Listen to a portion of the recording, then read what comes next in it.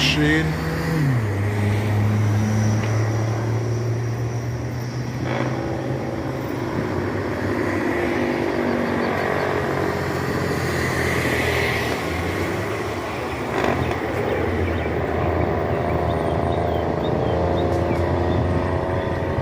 And every day you see this kind of people.